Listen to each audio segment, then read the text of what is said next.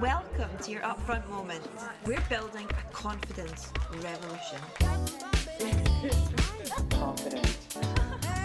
Braver, inspired, hopeful. Your upfront moment. Share, reflect, learn, and grow.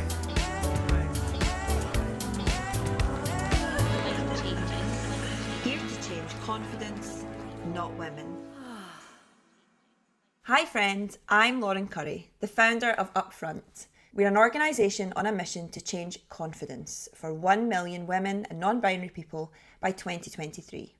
And we do this in 3 ways.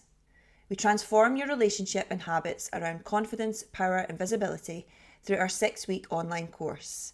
Each cohort is called a bond. Bond is the collective noun for a group of women. And over 1,000 women have graduated from a bond from over 20 different countries. We build community, real, genuine, human community, where women learn how to stand up for themselves and each other.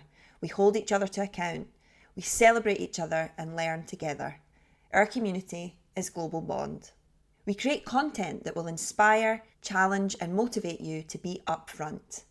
We are here to change confidence, not women. Upfront Moment is designed to kick your week off with confidence, self-compassion and agency. Last week, we talked about gentle, imperfect activism. Your upfront challenge was to show up at your post in the wall. Today, we're going to talk about money.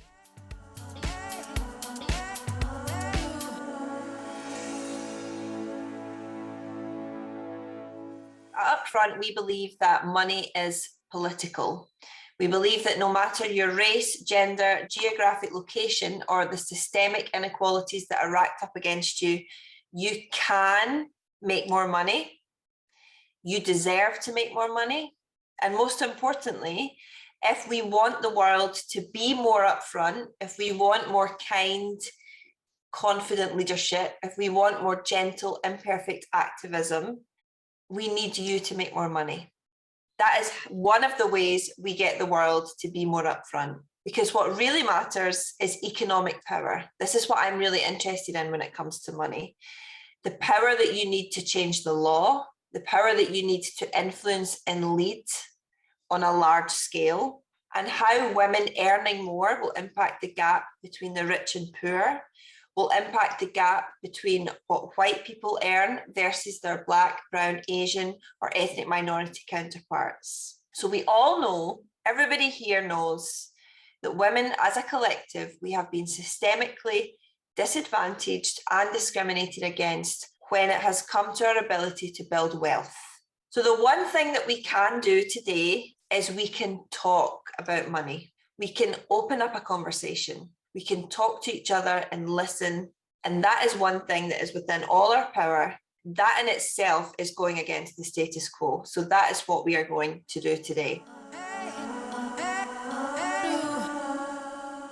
And I want to introduce you to a concept that I learned through an author called Ramit Sethi. So Ramit Sethi is the author of a book called I Will Teach You How to Be Rich. I recommend his book and his podcast. And he has coined this idea of your rich life.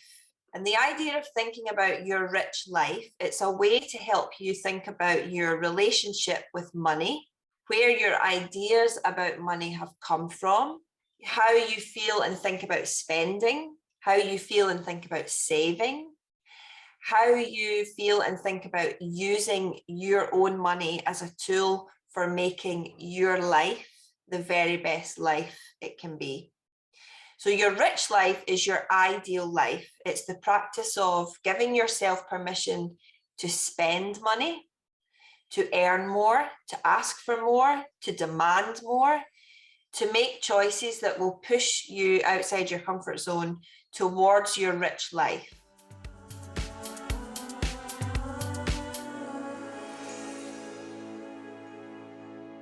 A rich life is one where you would look at your personal relationships, your finances, your ordinary day-to-day and say, wow. Now, is it about having a big fancy watch or using expensive china for your dinner on a Wednesday night? No. Obviously, money is a big part of having a rich life, but we're not talking about a specific monetary value like buying fancy cars or buying fancy handbags. We're talking about challenging ourselves to be really bold and really imaginative and unapologetic and imagining what our very best upfront, the upfront twist in there, what the very best upfront rich life would look like. So I'm going to give you an example. I have a friend in New York. She always has fresh flowers in her tiny apartment. The flowers look amazing. And when I asked her how she keeps up and maintains all these beautiful flowers, despite her busy full-time job, she told me that she spends the equivalent of her Sky TV bill every month to surround herself with beautiful flowers that are delivered to her door every week. What does this tell us about how my friend is thinking about her rich life? What does it tell us about the value that she has decided to prioritize? The permission she's given herself to spend on something that's only function is to delight and surprise her. What does that tell us about her relationship with herself and her worth? So your rich life might look like having the flexibility to pick your kids up every day from school. It might look like buying a sweater that costs £1,000. It might look like buying anything you want from the supermarket without looking at the cost. It might be taking your family on an incredible trip to Lapland, creating memories that they'll never forget. So I want us to think about what an upfront rich life might look like. One that is very generous, one that is bold, progressive, that is full of how can we help everybody progress? A life that is intentional, proactive, and coming from a place of abundance. So even more when you add that upfront context in, it's becoming less about the money itself. The money is just a tool, but money is the power. It is a tool that creates power. It gives you power to pay women. It gives you power to create opportunity for other women. And ultimately, it balances power. When more women have more money, good things happen in the world. Nothing bad happens when women have more money. All of the studies show that when women have more money, they are 4 times more likely to give a high percentage of their money back into the community, back into supporting their friends and family. So what does your upfront rich life look like? So some examples from my own life. I mean, this is something that I learned last summer. So I've not been thinking about it for a huge amount of time, but what I've got in my list are things like, I always buy Atlas, my son who's 4, I always buy him popcorn if we go to the cinema. If he wants popcorn, he gets it. I don't look at how much it costs. I don't think about how much it costs. He gets the popcorn. If I want to buy a book, then I buy it. And I don't think about how many other books have I bought this month. Have I read the last books that I bought? If there's a book in the world that I want to read and I want to own, I will buy it. I also choose to be generous. So I will, if my friends are stuck and part of what's making them stuck is something to do with money, I will always try and help them. I choose to be generous with buying gifts for people that I love and appreciate. I recently paid for my family in Scotland to come and join my family so that we could spend Christmas together in a different location. And I'm choosing to build a mission-led business. So I'm very intentionally choosing to build a business that will generate wealth and power for over 1 million women, at least. Things that I've not quite got to yet, I want to own a cashmere blanket. I want a chef. And I want to be able to choose the weather that I can spend time in. So be able to change the climate effectively, if that's a decision that me and my family want to make.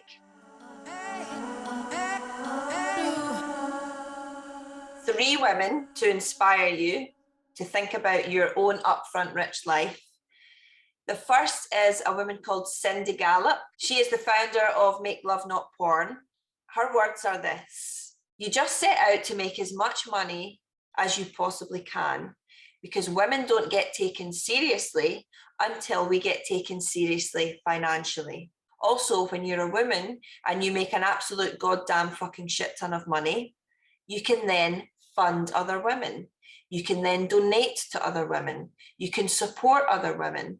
And in a tech landscape where female founders get 5% of all funding and over 95% of it goes to men, we need to create our own financial ecosystem to lift other women up. And her advice to you is this: the next time you are in a situation where you're negotiating, interviewing for a job, putting a quote together, you want to throw out the highest number that you can say aloud without laughing. This is a principle we've adopted in the bond since day one, and it works. The highest number we have on record is a 70% pay increase from one of the bonders who followed this advice. Second woman I want to introduce you to is Rachel Rogers, founder of a brilliant business called Hello 7, a business coaching company focused on teaching women how to build wealth. And she says, my earning potential, my ability to make money, as much money as I want, was and still is my primary asset, and it's yours too. And her advice to you is this: always, always negotiate, never ever accept the first offer. 60% of women never negotiate, ever, in their entire careers. Don't miss that opportunity. And thirdly, Claire Seal. So Claire is the founder of My Frugal Year. She started her Instagram in March 2019 to face her own very difficult financial situation. And since then, she has founded the Financial Wellbeing Forum, and she's written 2 books, the Real Life Money Book and the Real Life Money Journal. And she says, we are so much more than what we earn, what we own, and what we owe. And her advice to you is this: learn to trust yourself after making money mistakes. Often we imagine that once we get debt free or once we hit a specific target, it'll feel good and it'll feel easy. It doesn't really work that way. You have to work hard at trusting yourself again.